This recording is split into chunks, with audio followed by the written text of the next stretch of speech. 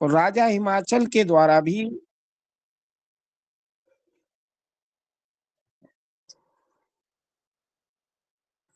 माता पार्वती जी का विवाह भगवान शंकर जी के संग तय करना तय कर दिया, निश्चित कर दिया कि पार्वती जी का विवाह भोलेनाथ के संग होगा।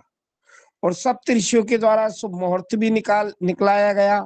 उस शुभ मुहूर्त में विवाह होना निश्चित किया। सप्त ऋषिगण तो चले गए। इसके बाद राजा हिमाचल ने लग्न पत्रिका बनवा करके ब्राह्मणों के द्वारा कैलाश पर्वत पर भोलेनाथ के यहाँ लग्न पत्रिका भिजवाई।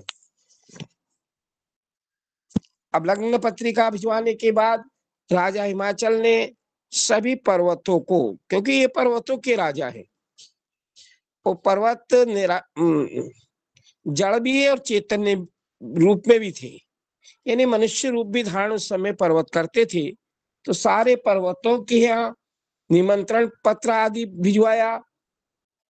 और जब कैलाश पर्वत पर लग्न पत्रिका पहुंची तो वहां पर बड़ा मंगलाचार आदि हुआ और ग्रह आदि का पूजन करने के बाद स्वयं ब्रह्मा जी ने वो लग्न पत्रिका पढ़ के सुनाई। वह जो तय हुआ था उसी के हिसाब से लग्न पत्रिका बनी थी, लग्न पत्रिका सुनाई गई। इधर तो राजा हिमाचल अपने अपने रिश्तेदारों के यहाँ निमंत्रण भेज रहे थे। भोलेनाथ ने देव ऋषि नारद जी से कहा कि वह होना है, तो निश्चित हो गया, लग्न पत्रिका आ गया। अब आप भी जा करके समस्त भूमंडल के जितने भी देवी देवता हैं उनके यहाँ निमंत्रण पत्र लगाइए। अब नारद जी के कितना समय लगता, शीघ्र ही सभी देवताओं के यहाँ जाके पहुंच गए। भोलेनाथ का शुभ विवाह हो रहा है। देवताओं की थी परम इच्छा ही थी कि कहा कब शीघ्र से शीघ्र भोलेनाथ का माता पार्वती के संग विवाह हो जाए, जिससे पुत्र उत्पन्न हो और पुत्र उतार का नाम के दैत्य को मार दे, जिससे कि हम सुखी हो जाए। तो सारे देवता, स्वयं ब्रह्मा जी भी आए, भगवान विष्णु भी आए, समस्त ऋषि मुनि जितने भी सप्त ऋषि थे, कश्यप, अत्रि, वशिष्ठ, गौतम, कण्व, बृहस्पति, जमदग्नि, पाराशर, मार्कंडे जी, अगस्त, च्यवन, गर्ग, दधीचि, भरद्वाज, उपमन्यु, पिपलाद आदि सारे ऋषि मुनि भी शिव जी के भाव में आ गए।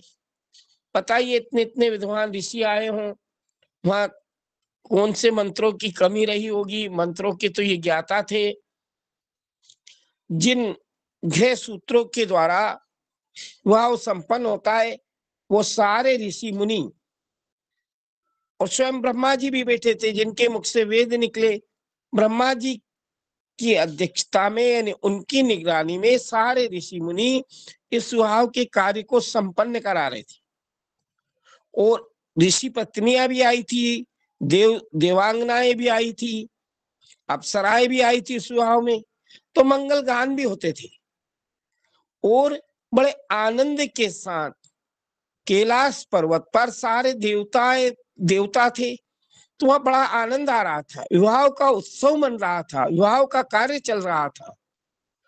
अब सारे उत्सव मंडप आदि का कार्य होने के बाद स्वयं ब्रह्मा जी ने कुल और धर्म के अनुसार सारा विवाह का कार्य संपन्न कराया। नांदी मुख श्राद्ध आदि करने के बाद अब बारात चलने का समय आया कि अब अपने को राजा हिमाचल के यहाँ बारात लगाना है। तो सारे देवता भी बारात चले। स्वयं भगवान भोलेनाथ ने अपने गणों को भी आज्ञा दी कि कुछ गण तो यहाँ रुक जाओ और बाकी के साथ में बारात में चलिए। अब भगवान के गण तो ऐसे हैं, भूत प्रेत आदि थे। मुख्य मुख्य गण जो थे, शंख, कर्ण, केकराज, विक्रात, विशाख, परिजात, विकृतानन, दुंदुम, कपाल, दंदारा, कंदुक, कुंडक, विष्ठम, पिप्पल, सनाधक, आवेशन, कुंड, चंद्रतापन, काल, कालक, महाकाल, अग्निक, अग्निमुख, आदित्य मूर्धा, घनावा सन्ना कुमुद अमोघ कोकिल सुमंत्र काक पादो दोदर संतानक मधुपिंग कोकिल पूर्णभद्र नील चतुर्वक्त करण ऐरोमक यक्षवाक्ष सतमन्यु मेघमन्यु कष्टागुण विरूपाक्ष सुकेश वृषभ सनातन ताल केतु षटमुख क्षेत्र स्वयं प्रभु लकुलीस लोकांतक दीप्तात्मा दैत्यांतक भृंगी ऋटि देवदेव प्रिय असनी भानुक प्रमथ तथा वीरभद्र अपने असंख्य कोटि कोटि गणों और भूत प्रेतों को साथ लेकर चले। कितने गण ले गए साथ में? असंख्य, जिनकी कोई संख्या नहीं बता सकता हो, संख्या नहीं कर सकता हो, ऐसे कोटि कोटि भूतों को साथ लेकर बारात में चले।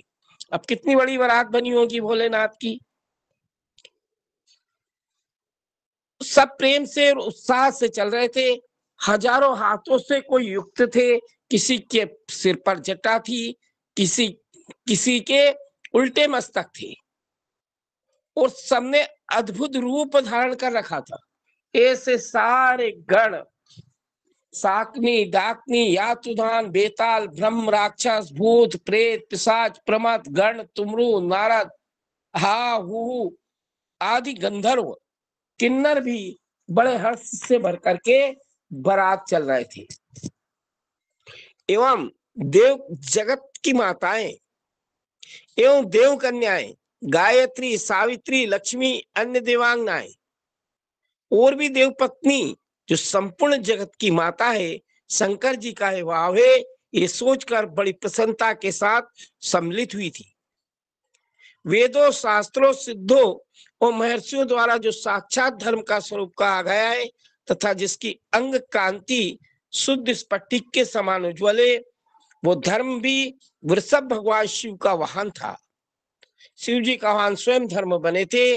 धर्म वत्सल महादेव जी उस वृषभ पर आरूढ़ हो सबके साथ विवाह की यात्रा प्रारंभ करते हुए बड़ी शोभा पा रहे थे। देव ऋषियों के समुदाय सेवा में उपस्थित थे। इस प्रकार बारात की यात्रा संबंधी उत्तम उत्सव से युक्त शंभु का पवित्र चरित्र कहा है। अब ब्रह्मा जी कहते हैं कि इसके बाद भगवान शिव ने नारद जी को राजा हिमाचल के घर भेज दिया। बारात की सूचना देने के लिए भोलेनाथ ने नारद जी को आगे भेज दिया। वे वहां की विलक्षण सजावट देखकर दंग रह गए। राजा हिमाचल ने भी नगर को ऐसा सजाया था कि उस नगर की सजावट को देखकर देवऋषि नारद जी भी दंग रह गए। विश्वकर्मा ने जो विष्णु ब्रह्मा आदि समस्त देवता तथा नारद आदि ऋषियों की चैतन्य सी प्रतीत होने वाली मूर्तियां बना दी थी। उस हिमालय पर्वत पर स्वयं भगवान विष्णु की ब्रह्मा की ऐसी मूर्तियां बनाई थी कि ऐसी लगती थी देखने में कि ये चैतन्य भगवान यहाँ बैठे हैं। ऐसी मूर्तियां बनवा दी थी विश्वकर्मा जी से। उन्हें देखकर देव ऋषि नारद जी चकित हो गए। इतना सुंदर अपना नगर सजाया था राजा हिमाचल ने। इसके बाद हिमाचल ने देव ऋषि को बारात बुला लाने के लिए भेजा। साथ ही इस बारात की आगवानी के लिए मेनक आदि पर्वत भी गए। इसके बाद विष्णु आदि देवता तथा आनंदित हुए अपने गणों के साथ भगवान शिव हिमालय के नगर के समीप सा आनंद पहुंच गए। आनंद सहित पहुंचे थे क्योंकि इतना ही आनंद आ रहा था, भोलेनाथ का विवाह होना था। नगर के पास पहुंच गए। गिरिराज हिमवान ने जब ये सुना कि सर्वव्यापी शंकर मेरे नगर के निकट आ गए, तब उन्हें बड़ी प्रसन्नता हुई। इसके बाद उन्होंने बहुत सा सामान एकत्र करके पर्वतों और ब्राह्मणों को महादेव जी के साथ वार्तालाप करने के लिए भेजा। आगवानी करते हैं ना, आज भी करते हैं अपन लोग। स्वयं भी बड़ी भक्ति के साथ वे प्राण प्यारे महेश्वर का दर्शन करने के लिए गए। उस समय उनका हृदय अधिक प्रेम के कारण द्रवित हो रहा था। वे प्रसन्नता पूर्वक अपनी सौभाग्य की सराहना कर रहे थे। किसको आनंद नहीं आएगा? कौन अपने भाग्य की सराहना नहीं करेगा? जिनके आदि पुरुष भगवान भोलेनाथ विवाह करने आ रहे हैं, तो बड़े अपने भाग्य की राजा हिमाचल सराहना कर रहे थे। उस समय समस्त देवताओं की सेना को उपस्थित देख स्वयं भगवान विष्णु भी थे, राजा इंद्र भी थे, ब्रह्मा जी भी थे, समस्त देवता थे बारात में। उन सबको देखकर हिमवान को बड़ा विस्मय हुआ और वे अपने को धन्य मानते हुए उनके सामने पहुंच गए। देवता और पर्वत एक दूसरों से मिलकर बड़े प्रसन्न हो रहे थे, अपने अपने को कृत्य कृत्य मानने लगे। महादेव जी को सामने देखकर हिमालय ने उनको प्रणाम किया। साथ ही समस्त पर्वतों और ब्राह्मणों भी सदाशिव की वंदना की। वे वृषभ पर आरूढ़ थे, नंदीगण पर बैठे थे, उनके मुख पर प्रसन्नता छा रही थी। वे नाना प्रकार के आभूषणों से विभूषित थे, आभूषण भी पहन रखे थे, विवाह हो रहा था भगवान का, और अपने दिव्य अंगों के लावण्य से संपूर्ण दिशाओं को प्रकाशित कर रहे थे। इतना तेज था, सारी दिशाओं में उजाला हो रहा था भोलेनाथ के अंग का। उनका श्रीअंग अत्यंत महीन नूतन सुंदर रेशमी वस्त्रों से सुशोभित हो रहा था। उनके मस्तक का मुकुट उत्तम रत्नों से जड़ित होने के कारण बड़ी शोभा पा रहा था। वे अपनी पावन प्रभा का प्रसार करते हुए हंस रहे थे। उनका प्रत्येक अंग भूषण बने हुए सर्पों से युक्त था, हर अंग में सर्पों का आभूषण पहन रखा था तथा उनकी अंग कांति बड़ी अद्भुत दिखाई दे रही थी। दिव्य कांति से संपन्न उन महेश्वर की सुरेश्वर गण हाथ में चंवर लिए सेवा कर रहे थे। देवता चंवर डुला रहे थे भोलेनाथ के। उनके बाएं भाग में भगवान विष्णु थे तो दाहिनी भाग में ब्रह्मा जी, पीछे देवराज इंद्र, अन्य देवता आदि भी पीछे और उनके साथ चल रहे थे। नाना प्रकार के देवता आदि उन लोक कल्याणकारी भगवान शंकर की विनती करते हुए जा रहे थे। उन्होंने स्वेच्छा से दिव्य शरीर धारण कर रखा था। भगवान ने स्वयं दिव्य शरीर धारण किया था। वास्तव में साक्षात पर ब्रह्म परमात्मा, सबके ईश्वर, उपासकों को मनोवांछित वर देने वाले, कल्याण में गुणों से युक्त, प्राकृत गुणों से रहित, भक्तों के अधीन रहने वाले, सब पर कृपा करने वाले, ऐसे महाप्रभु के दर्शन के पश्चात राजा हिमवान ने भगवान शिव के वाम भाग में अच्युत श्री हरि का दर्शन किया। बाईं ओर जो भगवान विष्णु थे उनका दर्शन किया, जो नाना प्रकार के आभूषणों से विभूषित हो। अरे बारात आए थे तो आभूषण तो पहन के आए थे, इसे भगवान विष्णु क्या कौन से आभूषणों की कमी। विनीता नंदन गरुड़ की पीठ पर विराजमान थे। हमने भगवान के दाहिने भाग में पंच मुखों से युक्त महाशोभाशाली तथा अपने परिवार से संयुक्त मुझ ब्रह्मा जी को भी देखा। भगवान शिव के सदा ही अत्यंत प्रिय इन दोनों देवेश्वरों को दर्शन करके परिवार सहित गिरिराज ने आदर पूर्वक ब्रह्मा जी को और भगवान विष्णु को भी प्रणाम किया। इस प्रकार भगवान शिव के पीछे तथा अगल बगल में खड़े हुए दीप्तिमान देवता आदि को भी देखकर राजा ने उन सबके सामने मस्तक झुकाकर इसके बाद शिव की आज्ञा से आगे होकर राजा हिमाचल अपने नगर के को गए। उनके साथ महादेव जी, भगवान विष्णु, स्वयंभू ब्रह्मा जी, ऋषि मुनि, देवताओं सहित शीघ्रता से चलने लगी। उस अवसर पर मीना के मन में भगवान शिव के दर्शन की इच्छा हुई। अरे कन्या की माँ की इच्छा नहीं होगी क्या दामाद को देखने की? मीना के मन में भी शिव जी के दर्शन की इच्छा हुई, इसलिए उन्होंने देव ऋषि नारद जी को बुला लिया। अब कोई तो बताए, वहां तो सब दूल्हे के समान दिखाई देते थे, देवता थे, स्वयं भगवान विष्णु भी थे, ब्रह्मा जी भी थे, इंद्र भी थे, सबका ऐसा सुंदर रूप था कि ये पहचान नहीं आ रहे थे कि दूल्हा कौन है। तो रानी मीना ने नारद जी को बुलाया। उस समय भगवान शिव से प्रेरित होकर उनका हार्दिक अभिप्राय पूर्ण करने की इच्छा से नारद जी पहुंच गए। मीना ने नारद जी को प्रणाम करके बोली, मुनि, गिरजा के होने वाले पति को पहले मैं देखूंगी, मुझे तो बताओ गिरजा का पति कौन है, शिव का कैसा रूप है, जिनके लिए मेरी बेटी ने ऐसी उत्कृष्ट ऐसी कठिन तपस्या की है, वो शिव कौन से इनमें मैं देखूं तो सही कम से कम। जो मेरी बेटी ने ऐसा कठिन तप किया है। तात उस समय भगवान शिव भी मेना के भीतर के अहंकार को जान गए। श्री विष्णु और मुझसे अद्भुत लीला करते हुए बोले। शिवजी ने कहा, शिवजी जान गए। ब्रह्मा जी से कहा शिवजी ने कहा, तात तुम दोनों मेरी आज्ञा से देवताओं सहित अलग अलग होकर गिरिराज के द्वार पर चलिए। पहले आप पहुंच जाओ, हम पीछे से आएंगे।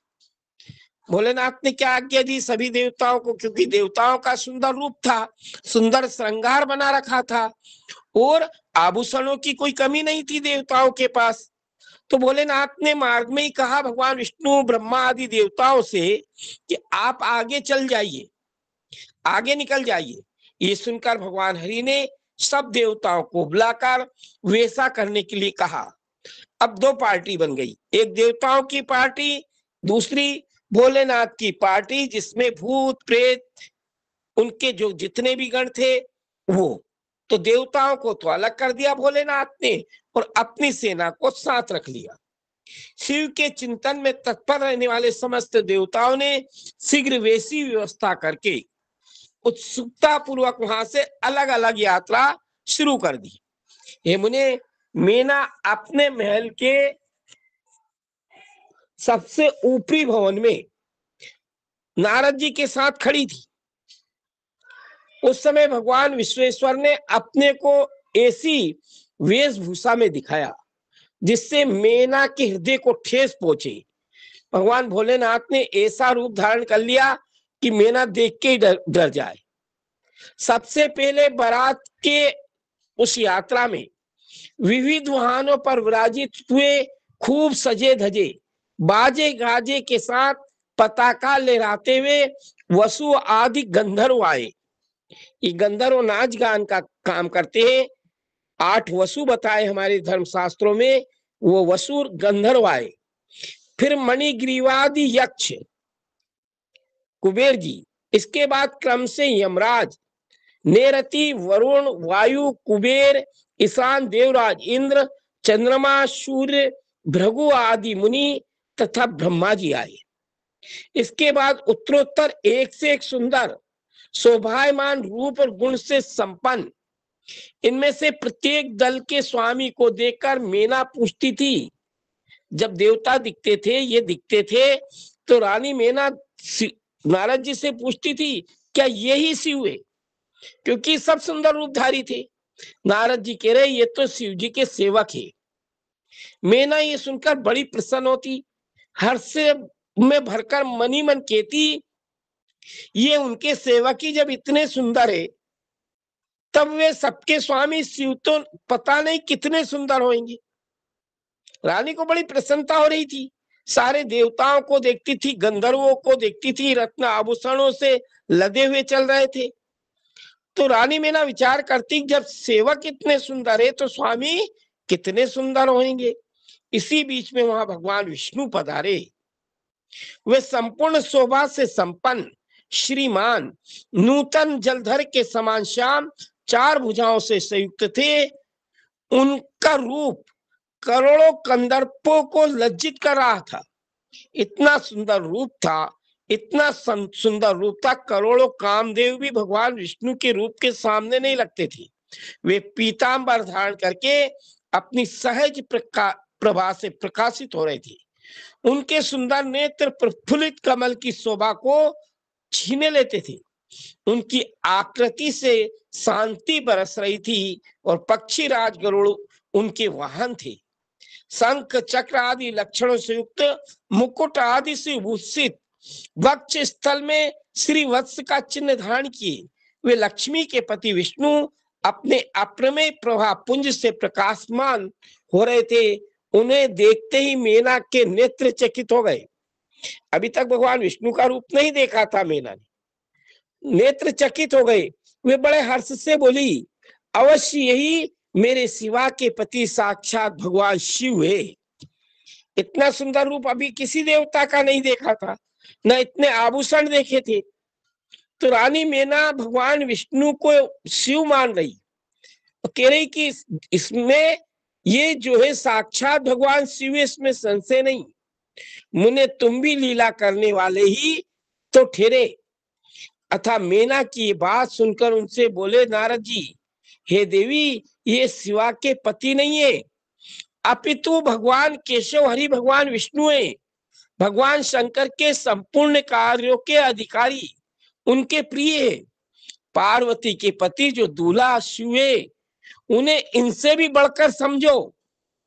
ये कहाँ लगेंगे उनकी सुंदरता के सामने? जो पार्वती के पति है, इनसे भी बढ़ के हैं। उनकी शोभा का वर्णन मुझसे नहीं हो सकता है। वही संपूर्ण ब्रह्मांड के अधिपति सर्वेश्वर स्वयं प्रकाश परमात्मा है। ब्रह्मा जी कहते, नारद, तुम्हारी इस बात को सुनकर मीना ने उन शुभ लक्षणा उमा को महान धन वैभव से संपन्न सौभाग्यवती तथा तीनों कुलों के लिए सुखदायिनी माना। वे मुख पर प्रसन्नता लाकर प्रेम से युक्त हृदय से अपने सर्वाधिक सौभाग्य का बारंबार वर्णन कर रही थी कि मैं कितनी रानी मीना अपने भाग्य का वर्णन कर रही थी कि मैं कितनी सौभाग्यशालिनी हूं जो मेरी कन्या के ऐसा वर मिला है। मीना ने कहा, इस समय में पार्वती को जन्म देने के कारण धन्य हो गई। अरे जिसके यहाँ सारे देवता आए हो वो धन्य नहीं होगी तो कौन होगी? ये गिरीश्वर भी धन्य, तेरा तथा मेरा सब कुछ परम धन्य हो गया। जिन जिन अत्यंत तेजस्वी देवता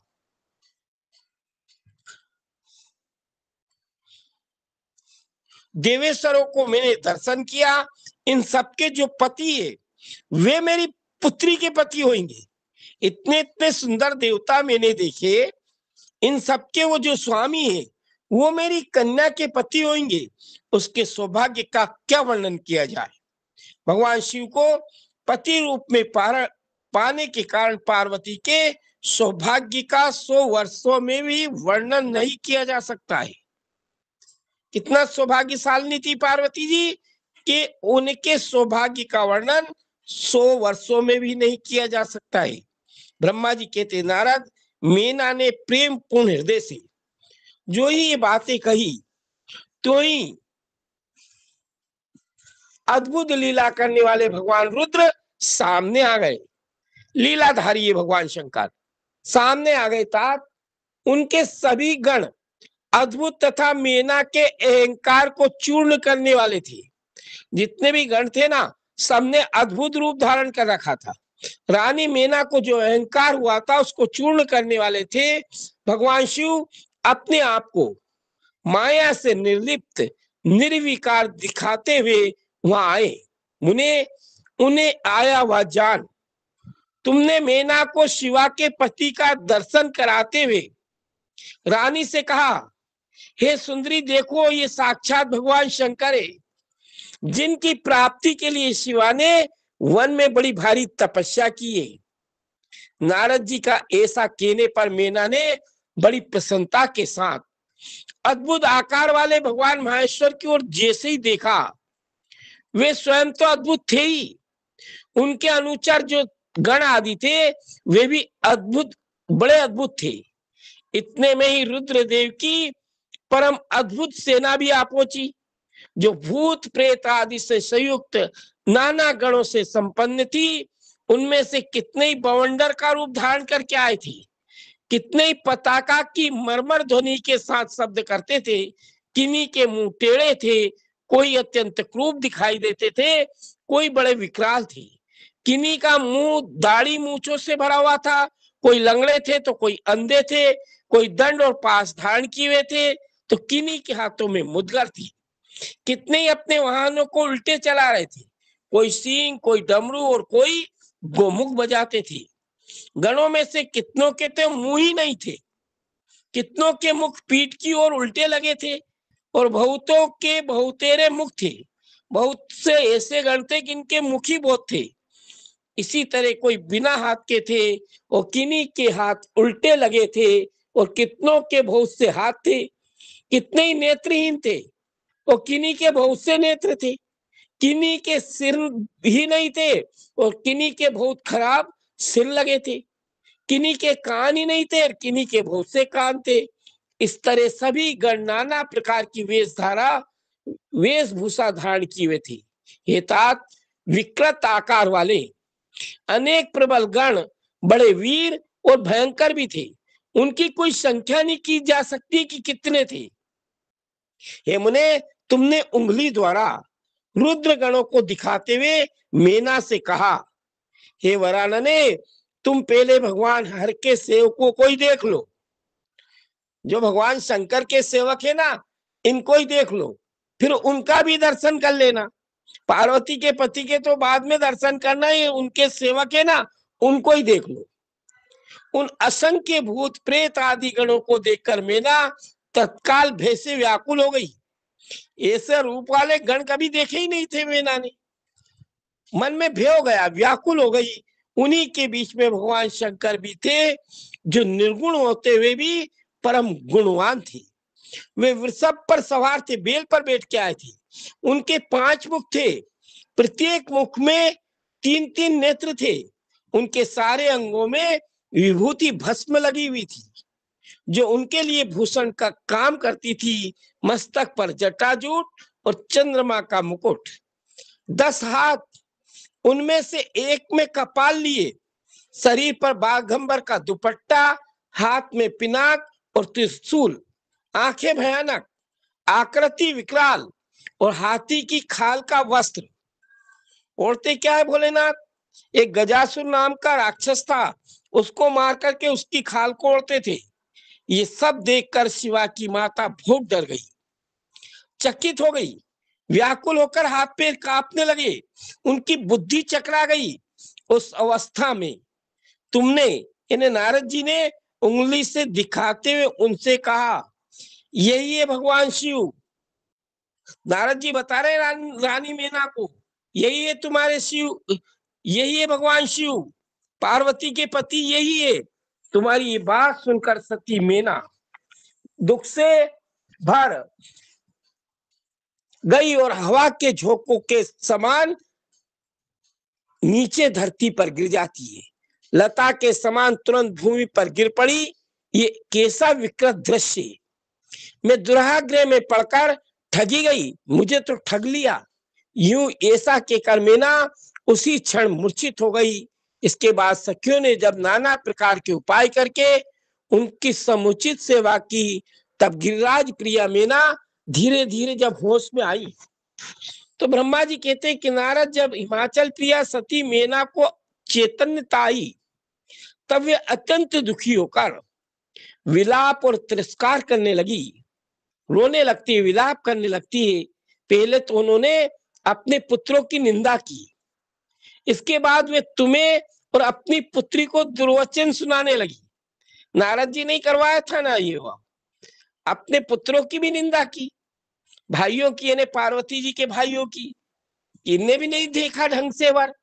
और फिर स्वयं अपनी कन्या पार्वती की और देवऋषि नारद जी ने ये वर बताया था, तो नारद जी से भी दुर्वचन सुनाने लगी। मेना बोली, मुने, पहले तो तुमने ये कहा कि शिवा शिव का वरण करेगी, पीछे मेरे पति हिमवान का कर्तव्य बताकर उन्हें आराधना पूजा में तुमने लगाया, परंतु इसका यथार्थ फल क्या देखा गया? विपरीत अनर्थकारी। हे दुर्बुद्धि देवऋषि, तुमने मुझ अधम नारी को सब तरह से ठग लिया, फिर मेरी बेटी से ऐसा तप कराया जो मुनियों को भी दुष्कर है। उसकी उस तपस्या का ये फल मिला, ऐसा वर मिला। मेरी पुत्री ने जो दुष्कर तप किया, उसका ये फल, जो देखने वालों को भी दुख में डाल दे। हाय, मैं क्या करूं, अब कहां जाऊं, कौन मेरे इस दुख को दूर करेगा? मेरा कुल आदि नष्ट हो गया, मेरा जीवन का भी नाश हो गया। कहां गए वे दिव्य सप्तऋषि जो सगाई करने आए थे ना, उनके बारे में कह रही, कहां गए वे दिव्य ऋषि? पाऊं तो मैं उनकी दाढ़ी मूछ नोच लूंगी। वशिष्ठ की वो तपस्वी पत्नी बड़ी धूर्ता थी। अरुंधति जी ने समझाया था ना, वशिष्ठ जी की पत्नी ने, रानी मेना कह रही, वशिष्ठ की वो पत्नी बड़ी धूर्त थी, चालाक थी, वो स्वयं इस विवाह के लिए अगुआ बनकर आई थी। न जाने किन किन के अपराध से इस समय मेरा सब कुछ लुट गया।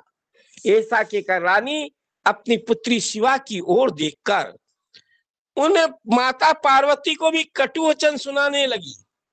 अरे दुष्ट कन्या, तूने कौन सा कर्म किया जो मेरे लिए दुखदायक सिद्ध हुआ? तुझ तुझ दुष्टा ने स्वयं ही सोना देकर कांच खरीद लिया, चंदन छोड़कर अपने अंगों में कीचड़ का ढेर लगा लिया। हाय हाय, हंस को उड़ाकर तूने पिंजरे में कौवा पाल लिया।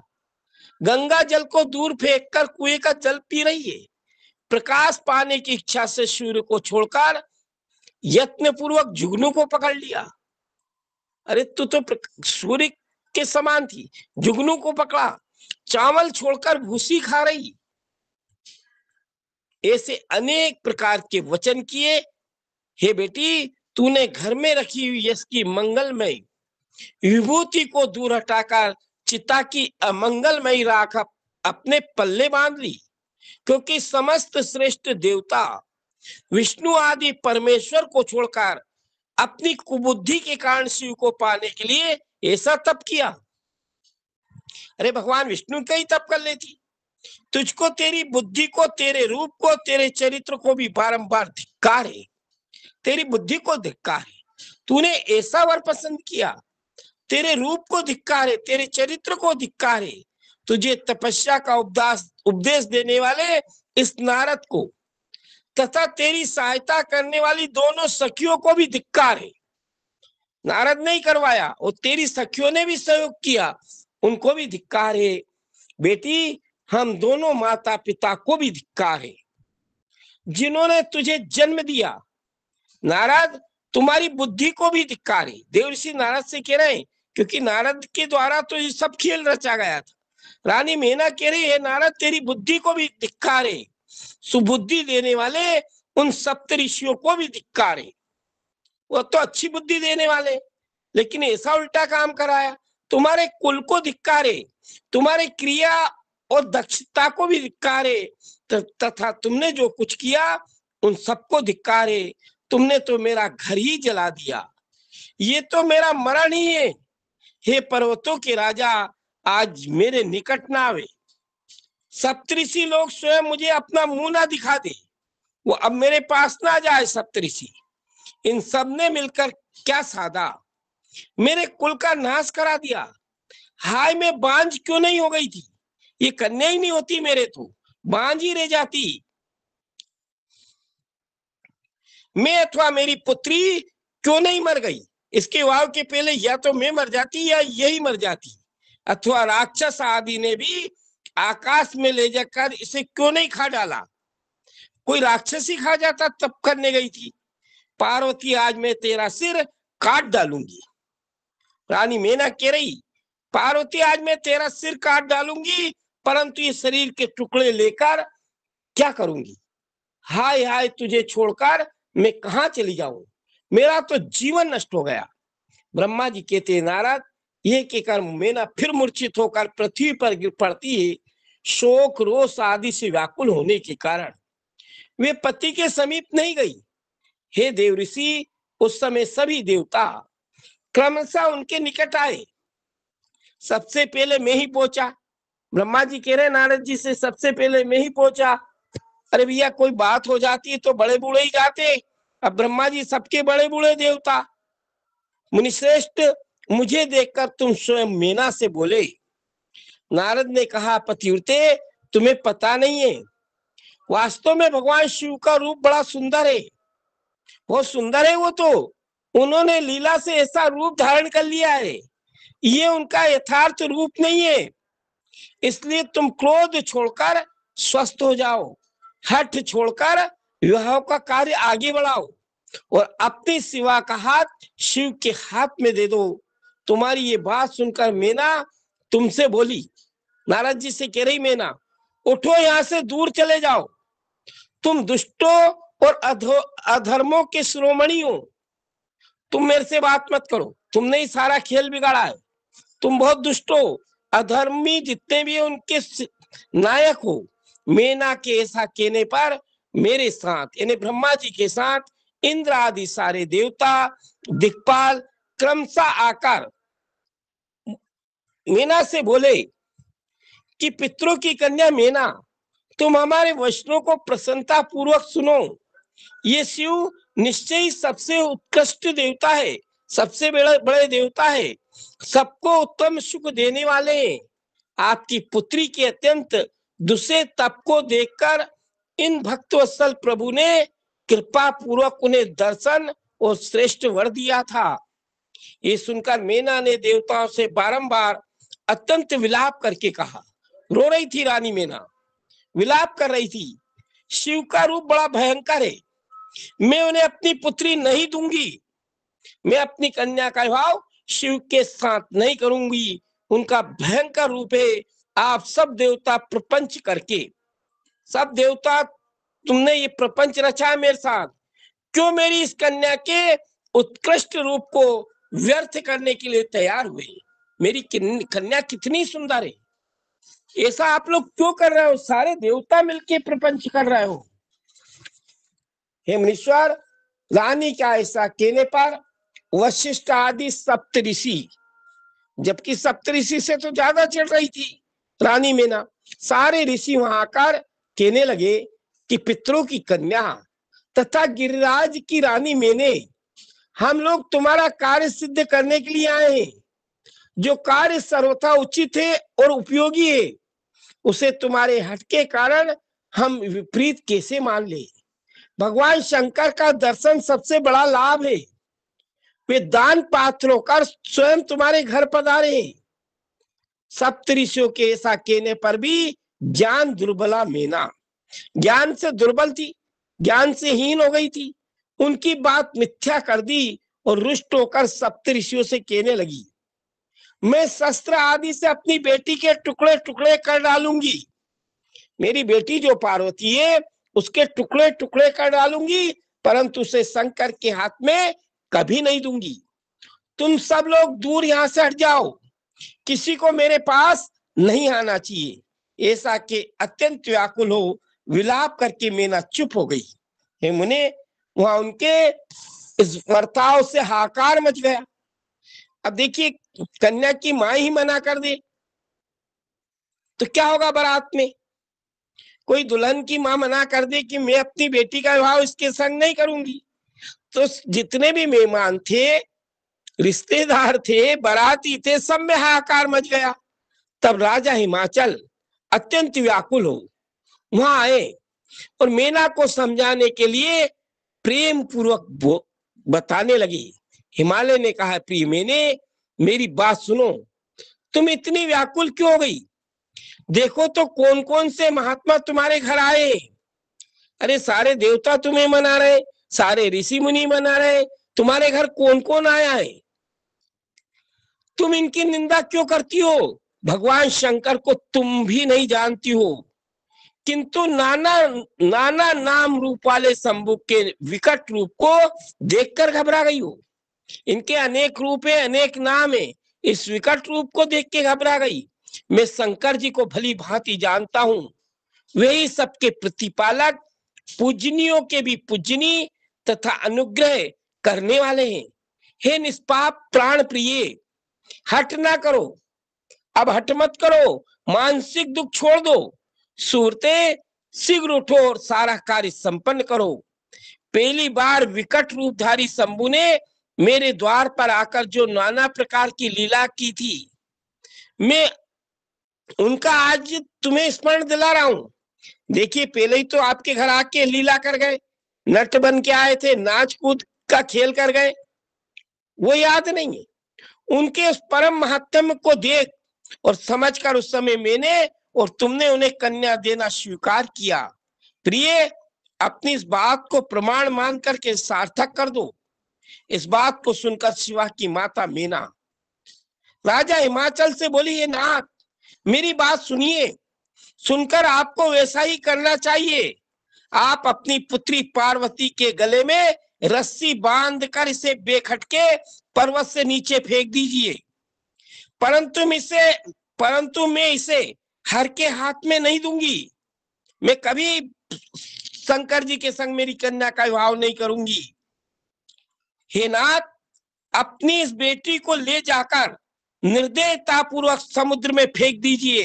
हे गिरिराज, ऐसा करके आप पूर्ण सुखी हो जाइए। स्वामीन, यदि विकट रूपधारी रुद्र को आप पुत्री दे देंगे तो मैं निश्चय अपना शरीर त्याग कर दूंगी। कितनी बड़ी हट्टी रानी मेना की कि अगर आपने जबरदस्ती मेरी कन्या को अगर इस शंकर को दे दी, शिव जी को दे दी, तो मैं भी अपना शरीर त्याग दूंगी। मेना ने जब हठपूर्वक ऐसी बात कही, तब पार्वती स्वयं आकर ये रमणीय वचन बोली।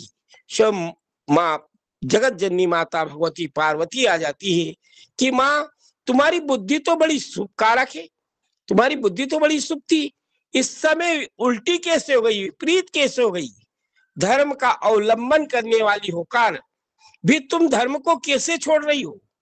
ये रुद्रदेव सबकी उत्पत्ति के कारणभूत साक्षात ईश्वर है, इनसे बढ़कर इस त्रिलोकी में कोई नहीं है।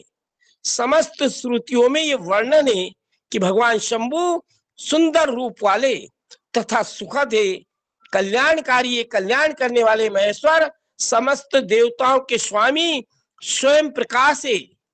इनके नाम और रूप अनेक है, नाम भी बहुत है इनके और रूप भी बहुत है। आपने विकराल रूप देख के डर गई हो, रूप भी अनेक है।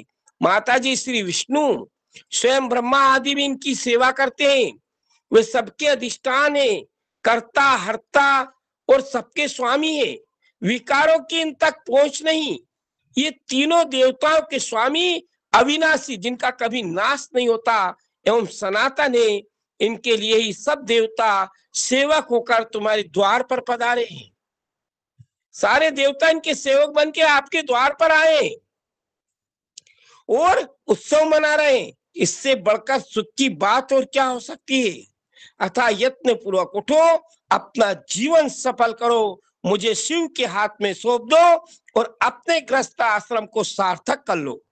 मां, मुझे परमेश्वर शंकर की सेवा में दे दो। मैं स्वयं तुमसे ये बात कहती हूं, तुम मेरी इतनी सी विनती मान लो। यदि तुम इनके हाथ में मुझे नहीं दोगी तो मैं दूसरे किसी वर का वरण नहीं करूंगी। अगर मुझे भोलेनाथ को नहीं दोगी तो मैं किसी दूसरे वर के साथ विवाह नहीं करूंगी, क्योंकि जो सिंह का भाग है उसे दूसरे को ठगने वाला शियार नहीं प्राप्त कर सकता है। मां, मैंने मन, वाणी और क्रिया द्वारा स्वयं हर का वरण कर लिया है। मन से, वाणी से, क्रिया से शिव जी को वरण कर लिया है, हर का ही वरण किया है। अब तुम्हारी जैसी इच्छा हो वो करो। ब्रह्मा जी कहते कि नारद, पार्वती जी की ये बात सुनकर रानी मेना बहुत ही उत्तेजित हो गई। नहीं आएगा गुस्सा, बड़ी उत्तेजित हो गई और पार्वती को डांटते हुए दुर्वचन के कारण रोने तथा विलाप करने लगी। इसके बाद स्वयं ब्रह्मा जी कह रहे, मैंने तथा सनकादिक सिद्धों ने भी मेना को बहुत समझाया, परंतु किसी की बात ना मानकर सबको डांटती रही। मानेगी रानी किसी की बात? स्वयं आंखों से देख लिया था भगवान शिव जी का रूप, सबको डांटती रही। इसी बीच में उनके सुदृढ़ एवं महान हट की बात सुनकर शिव प्रिय भगवान विष्णु भी तुरंत वहां पहुंचे। भगवान विष्णु भी आ गए कि ज्यादा बात बिगड़ने वाली है। स्वयं भगवान विष्णु आए और कहने लगे, भगवान विष्णु ने कहा है, देवी तुम पितरों की मानसिक पुत्री हो, तुम पितरों की कन्या हो, उन्हें बहुत ही प्यारी हो, साथ ही गिरिराज हिमालय की गुणवती पत्नी हो। इस प्रकार तुम्हारा संबंध साक्षात ब्रह्मा जी के उत्तम कुल से है, तुम ब्रह्मा जी के कुल की है। संसार में तुम्हारे सहायक भी ऐसे ही है, तुम धन्य हो। तुमसे क्या कहूं, तुम तो धर्म की आधारभूता हो, फिर धर्म का त्याग कैसे कर रही हो? अरे धर्म का आधार हो तुम, फिर इस धर्म का त्याग क्यों कर रही हो? तुम ही अच्छी तरह सोचो, जो सही संपूर्ण देवता, ऋषि, ब्रह्मा जी और मैं स्वयं भगवान विष्णु, सभी लोग विपरीत बात ही क्यों कहेंगे? हमको क्या आपकी कन्या बुरी लग रही है? क्या उल्टी बात हम सब लोग क्यों कहेंगे? तुम शिव को नहीं जानती, वे निर्गुण भी है, सगुण भी है, कुरूप भी है और सुंदर रूप वाले भी है, सबके सेवक तथा सत्पुरुषों के आश्रय उन्होंने मूल प्रकृति रूपा देवी ईश्वरी का निर्माण किया। उसके बगल में पुरुषोत्तम का निर्माण करके बिठाया। उन्हीं दोनों से सगुण रूप में मेरी तथा ब्रह्मा की उत्पत्ति हुई है। फिर लोगों का हित करने के लिए वे स्वयं भी रुद्र रूप से प्रकट हुए। इसके बाद वेद, देवता तथा स्थावर जंगम रूप से जो कुछ ये सारा ब्रह्मांड दिखाई देता है, सारा जगत दिखाई देता है, सब भगवान शंकर से ही बना है, उत्पन्न हुआ है।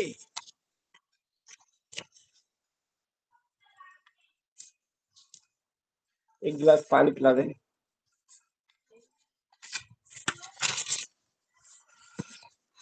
उनके रूप का ठीक ठीक वर्णन अब तक कौन कर सकता है? भगवान विष्णु कह रहे हैं, रानी मीना को समझा रहे हैं, उनका कितना सुंदर रूप है कि उनके रूप का वर्णन कौन कर सकता है, अथवा कौन उनके रूप को जानता है? आज तक कोई जान ही नहीं पाया कैसा उनका रूप है। मैंने और ब्रह्मा जी ने भी जिनका अंत नहीं पाया। सबसे पहले यही कथा थी, भगवान विष्णु कह रहे उन लिंगेश्वर जो ज्योतिष स्वरूप प्रकट हुए थे, उनका अंत ब्रह्मा और भगवान विष्णु भी नहीं पा सके थे। उनका पार दूसरा कौन पा सकता है? ब्रह्मा से लेकर कीट पर्यंत जो कुछ संसार दिखाई देता है वो सब शिव का रूप है, ऐसा मानो। इस विषय में कोई अन्यथा विचार नहीं करना चाहिए। वे ही अपनी लीला से ऐसे रूप में अवतरित हुए और शिवा के तप के प्रभाव से तुम्हारे द्वार पर आए। अरे तुम्हारी कन्या ने तप किया ना, जब तुम्हारे द्वार पर आए। अतः हिमाचल की पत्नी, तुम दुख छोड़ो, शिव जी का भजन करो, इससे तुम्हें महान आनंद प्राप्त होगा और तुम्हारा सारा कलेश मिट जाएगा। ब्रह्मा जी कहते कि नारद, श्री विष्णु के द्वारा इस प्रकार समझाई जाने पर मेना का मन कुछ कोमल हुआ, थोड़ा मन बना। पूरा मन तो नहीं बना, पर थोड़ा मन हुआ। परंतु शिव को कन्या ना देने का हट उन्होंने अब भी नहीं छोड़ा कि ठीक है सब कुछ होंगे, पर मैं ऐसे रूप वाले को अपनी कन्या नहीं दूंगी। शिव की माया से मोहित होने के कारण ही उन्होंने ऐसा कार्य किया। उल्टा कार्य सब भगवान शिव जी की माया थी। उस समय मेना ने शिव के महत्व को स्वीकार कर लिया। कुछ ज्ञान हुआ, कुछ ज्ञान हो जाने पर उन्होंने श्री हरि से कहा, यदि भगवान शिव सुंदर शरीर धारण कर ले,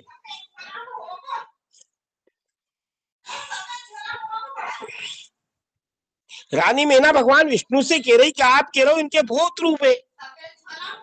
भगवान विष्णु ने कहा ना इनके अनेक रूप है, तो रानी मैना कह रही है यदि भगवान शिव सुंदर शरीर धारण कर ले तब मैं उन्हें अपनी पुत्री दे सकती हूँ, अन्यथा कोटि उपाय करने पर भी नहीं दूंगी। भले आप कितने ही उपाय कर लो, मैं अपनी कन्या का विवाह शिव के साथ नहीं करूंगी। आप कह रहे हो इनके अनेक रूप है, तो सुंदर रूप क्यों नहीं बना लेती? ये बात मैं सच्चाई और दृढ़ता के साथ कह रही हूँ। ऐसा कहकर दृढ़ता पूर्वक उत्तम व्रत का पालन करने वाली मेना शिव की इच्छा से प्रेरित होकर चुप हो गई। शिव की माया चल रही थी, भोलेनाथ की माया चल रही थी। धन्य शिव की माया को जो सबको मुंह में डाल रही थी। ब्रह्मा जी कहते कि नारद, इसी समय भगवान विष्णु से प्रेरित हो। फिर शीघ्र नारद जी, भगवान विष्णु ने नारद जी को इशारा किया, भगवान शंकर को अनुकूल बनाने के लिए उनके निकट भेजा। भगवान विष्णु ने नारद जी को इशारा करके कहा कि भोलेनाथ से कहो कि सुंदर रूप बना ले।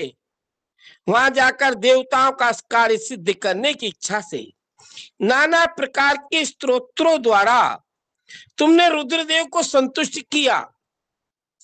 बहुत विनती की नारद जी ने। तुम्हारी बात सुनकर शंभु ने प्रसन्नता पूर्वक अद्भुत उत्तम दिव्य रूप धारण कर लिया। अद्भुत भी था, दिव्य भी था और उत्तम भी था। ऐसा रूप शिव जी ने धारण कर लिया। ऐसा करके उन्होंने अपने दयालु स्वभाव का परिचय दिया। हमने भगवान शंभु का ये स्वरूप कामदेव से भी अधिक सुंदर, कामदेव से भी अधिक सुंदर परम आश्रय था। उसका दर्शन करके तुम बड़े प्रसन्न हुए और उस स्थान पर गए जहाँ सबके साथ मेना बैठी थी, सारे देवता और रानी मेना थी। वहां पहुंचकर तुमने कहा, हे विशाल नेत्रों वाली मेना, बहुत बड़े बड़े नेत्र हैं आपके, भगवान शिव के इस सर्वोत्तम रूप का अब दर्शन कर लो। वो पसंद नहीं थे तो अब इस रूप को देख लो। ये रूप प्रकट करके उन करुणा में शिव ने तुम पर बड़ी कृपा की है। तुम्हारी ये बात सुनकर सेलराज की पत्नी मेना आश्चर्यचकित हो गई। उन्होंने शिव के इस परम आनंददायक रूप का दर्शन किया, जो करोड़ों सूर्यों के समान तेजस्वी, सर्वांग सुंदर, सारा अंग जिनका सुंदर, विचित्र वस्त्रधारी तथा नाना प्रकार के आभूषणों से विभूषित था। वो अत्यंत प्रसन्न, सुंदर हास्य सुशोभित, ललित लावण्य से लसित, मनोहर गौर वर्ण, धुतिमान तथा चंद्रलेखा से अलंकृत था। विष्णु आदि संपूर्ण देवता बड़े प्रेम से भगवान शिव की सेवा कर रहे थे। सूर्य देव ने छत्र लगा रखा था, चंद्रदेव ने मस्तक का मुकुट बनकर उनकी चंद्रमा शोभा बढ़ा रहे थे। इन सब साधनों से भगवान शंकर सर्वथा रमणीय, बड़े सुंदर दिखाई दे रहे थे। उनका वाहन भी अनेक प्रकार के आभूषणों से विभूषित था। उनकी महाशोभा का वर्णन नहीं हो सकता था। गंगा यमुना भगवान शिव को सुंदर चवर डुला रही थी, आठों सिद्धियां उनके आगे नाच रही थी। उस समय में ब्रह्मा जी कह रहे, उस समय में भगवान विष्णु तथा इंद्र आदि देवता अपने अपने वेश को भली भांति विभूषित करके पर्वतवासी भगवान शिव के साथ चल रहे थे। नाना रूपधारी शिव के गण, सब जितने भी भूत प्रेत आए थे ने, अनेक रूप धारण करके सब खूब सज धज कर अत्यंत आनंदित हो शिव के आगे आगे चल रहे थे। सिद्ध, उपदेवता, समस्त ऋषि मुनि तथा अन्य सब लोग भी महान सुख का अनुभव करते हुए अत्यंत प्रसन्नता पूर्वक शिव के साथ बारात में चल रहे थे। इस प्रकार देवता आदि सब लोग विवाह देखने के लिए उत्कंठित हो खूब सज धज कर अपनी पत्नियों के साथ पर ब्रह्म शिव का यशोगान करते हुए चल रहे थे। विश्वा वसु आदि गंधर्व अप्सराओं के साथ शंकर जी के उत्तम यश का गान कर रहे थे, उनके आगे आगे चल रहे थे। हे मुनि श्रेष्ठ, महेश्वर के सेल राज के द्वार पर पधारते समय इस प्रकार वहां नाना प्रकार का महान उत्सव हो रहा था। हे मुनीश्वर, उस समय वहां परमात्मा शिव की जैसी शोभा हो रही थी, उसका विशेष रूप से वर्णन करने में इस त्रिलोकी में कोई समर्थ नहीं है। कितना सुंदर रूप धारण कर किया था भगवान ने कि वहां की शोभा का वर्णन इस त्रिलोकी में कोई नहीं कर सकता है। उन्हें वैसे विलक्षण रूप में देखकर मेना क्षण भर के लिए चित्र लिखी सी रह गई, आंखें ही देखती रह गई। फिर बड़ी प्रसन्नता के साथ बोली, महेश्वर, मेरी पुत्री धन्य है, जिसने बड़ा भारी तप किया, उस तप के प्रभाव से आप मेरे इस घर में पधारे। पहले जो मैंने आप शिव की अक्षम्य निंदा की है, उसे मेरी सिवा के स्वामी शिव आप क्षमा कर दे। इस समय पूर्णता में प्रभु आप प्रसन्न हो जाए। ब्रह्मा जी कहते कि नारद, इस प्रकार बात करके चंद्रमौली शिव की विनती करती हुई सेल प्रिया रानी मेना ने उन्हें हाथ जोड़ प्रणाम किया। फिर वे लज्जित हो गई। इतने में ही बहुत सी पूर्वासिनी स्त्रियां भगवान शिव के दर्शन की लालसा से अनेक प्रकार के काम छोड़कर वहां पहुंची। जो जैसी थी वैसे ही अस्त व्यस्त रूप में दौड़ाई।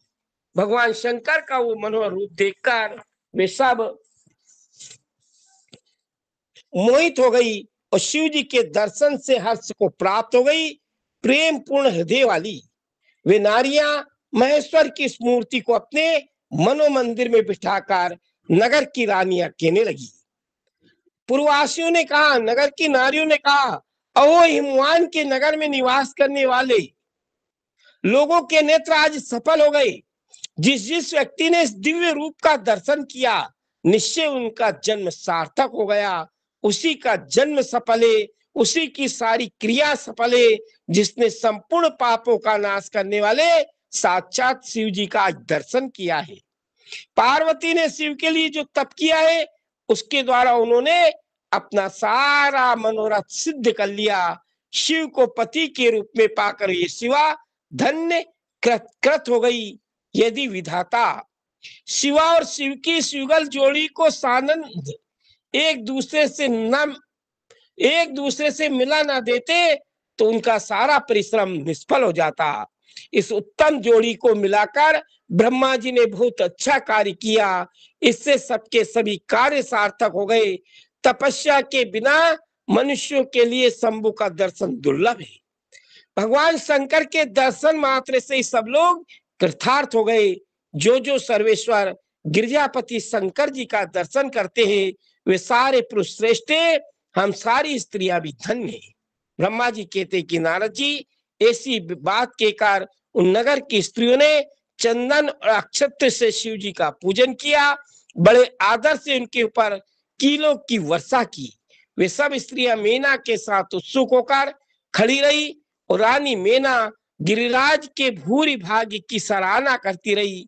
हे मुनियों, स्त्रियों के मुख से ऐसी शुभ बातें सुनकर विष्णु आदि सब देवताओं के साथ भगवान शिव को बड़ा हर्ष हुआ।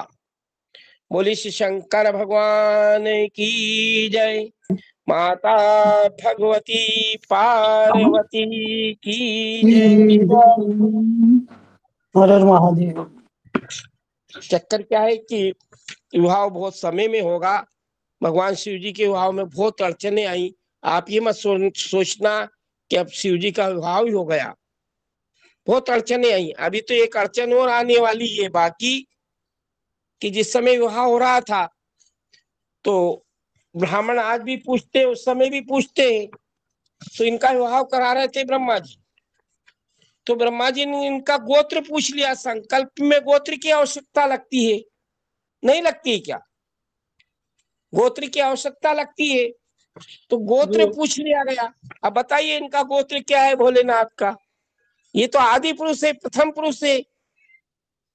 तो भोलेनाथ जैसे के विवाह में बहुत अड़ंगे लगे, माता पार्वती के विवाह में अड़ंगे लगे, तो हम तो कलयुग के मनुष्य इसमें अड़ंगे लगे तो कभी भगवान को दोष मत देना, क्योंकि भगवान किसी के साथ कभी भी बुरा नहीं करते हैं। जिनके भाग्य में जो होता है वही होता है।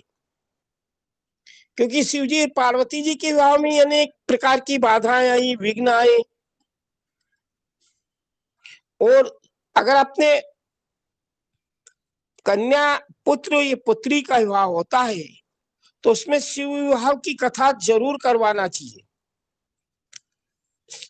रामचरितमानस में माता पार्वती जी और शिव जी का विवाह का प्रसंग आता है। उतना विवाह से पूर्व करवा लेने से कन्या के या वर के विवाह में विघ्न नहीं आते। इसलिए ज्यादा समय नहीं लगता है। 1 घंटा 1 आध घंटे का पाठ है रामचरितमानस में शिव जी के विवाह का प्रसंग। उसको भी अगर आप पढ़ लेंगे या सुन लेंगे तो आपके घर में भी कोई विवाह होगा या कन्या का या पुत्र का, तो उसमें विघ्न नहीं आता है।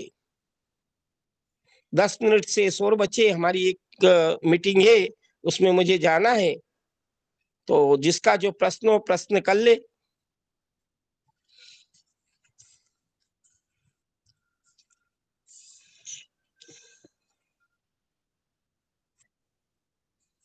जी विनीता दीदी।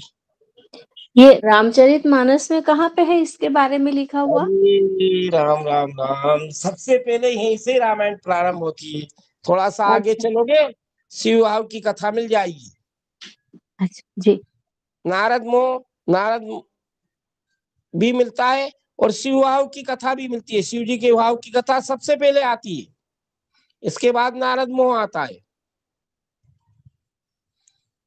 सबसे पहले थोड़ा ही निकलोगे। हाँ। बालकांड में मैं सुबह दोहा संख्या बता दूंगा, कितने दोहे के बाद आती है। बालकांड के दोहे की संख्या बता दूंगा आपको कि दोहा क्रमांक कितने से प्रारंभ होती है शिव जी के विवाह की कथा और यहाँ पर जाके पूर्ण होती है ना? जी जी। दोहा संख्या बता दूंगा, मैं सुबह बता दूंगा आपको, या कल आप कक्षा में आओगी तब बता दूंगा। हाँ, कल तो दोपहर में आऊंगी मैं। अभी 2 दिन से थोड़ा सा एक कार्यक्रम था तो नहीं आ पाई दोपहर में। कल तो हाँ, आऊंगी। हाँ। अरे तो मैं दोहा संख्या बता दूंगा ना, दोहा क्रमांक कितने से लेके इतने तक शिव जी के विवाह की कथा है। आपके घर में जी कोई भी विवाह शादी हो तो उतना तो पाठ कर ही लिया करो, ताकि आपके घर में विवाह में कोई बाधा नहीं आती है।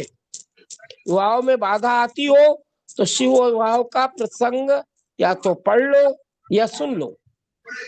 किसी के भी विवाह में बाधा आ रही हो तो शिव जी के विवाह का प्रसंग पढ़ने और सुनने से विवाह में बाधा दूर हो जाती है। जी देखिए आप रामचरितमानस में गोस्वामी तुलसीदास जी ने, सीता जी ने स्वयं पार्वती जी की पूजा की है। आया ना वहाँ, जय जय गिरिवर राज किशोरी, जय महेश मुख चंद्र चकोरी, जय खग वदन सड़ानन माता। आया ना वो छंद आया।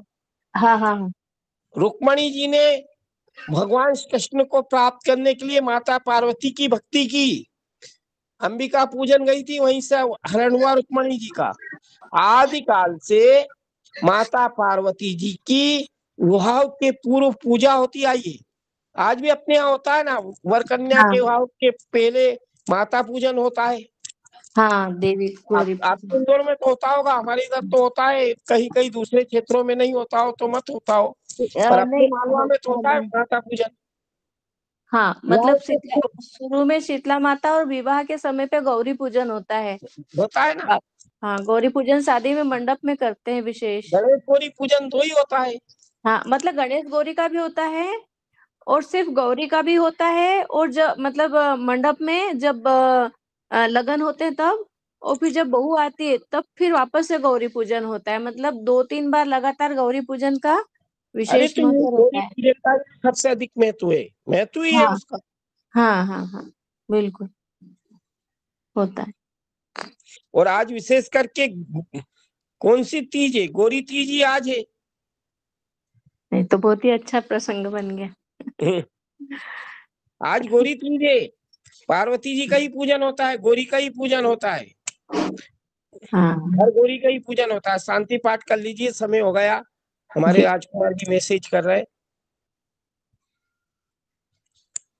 शांति पाठ हो जाए।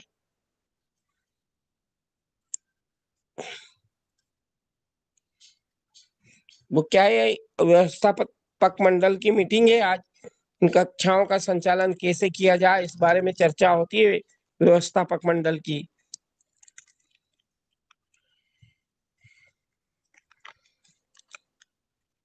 विकास जी, पंथ जी, जी जी, हे पंथ जी बैठे हैं। जी भगवान। मैं सोच रहा नमो था नमः। कहीं व्यस्त हो गए शायद। नहीं वो जरा भोजन का भी समय हो रहा था, तो बीच में भोजन करने लग गया था मैं।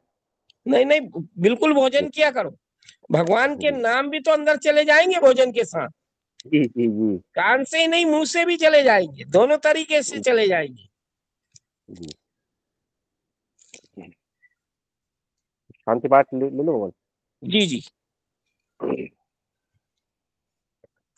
हरि ओम द्यौः शान्तिरन्तरिक्षगुं शान्ति पृथिवी शान्तिरापः शान्तिरोषधयः शान्तिः वनस्पतयः शान्तिर्विश्वे देवाः शान्तिर्ब्रह्म शान्तिः सर्वगुं शान्तिः शान्तिरेव शान्तिः सामा शान्तिरेधि यतो यतः समीहसे ततो नो अभयं कुरु सन्नः कुरु प्रजाभ्यो भयन्नः पशुभ्यः सुशान्तिर्भवतु सर्वारिष्टशान्तिर्भवतु।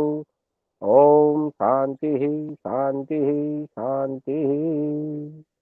ये गुरुदेव प्रणाम। सभी भूल नमो नमः।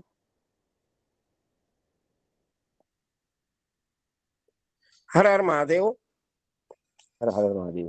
नमो नमः।